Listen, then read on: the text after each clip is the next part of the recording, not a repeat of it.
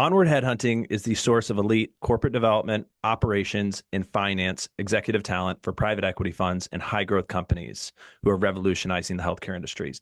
When companies need top tier talent, Onward finds their ideal leader with speed and accuracy. This is retained search to shape the future of healthcare. Find out more about us on LinkedIn or by visiting our website, onwardheadhunting.com, to start the conversation. This is Scott Becker with the Becker Business Podcast and the Becker Private Equity Podcast. Today's discussion is the problem with billionaires.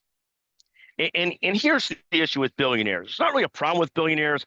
God bless them for earning what they earned, building what they built, however they did it, whether it's Taylor Swift, whether it's Elon Musk, whoever it is that became a billionaire, God bless you. I don't care if you didn't do it like Vladimir Putin and just, take everything from a country. I don't really care.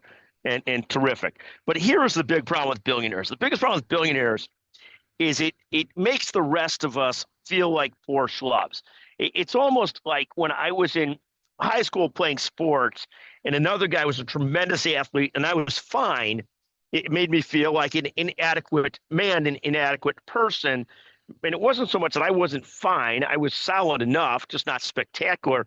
But the guy next to me might be like one of these people who's like the Greek god type, who is a great athlete, could throw further, run faster, all these things, jump higher, and just a better athlete. And it makes you feel comparatively like a little person. And some with these billionaires, God bless them all for making so much money. The only real problem with it is it makes the rest of us feel like poor schlubs in comparison.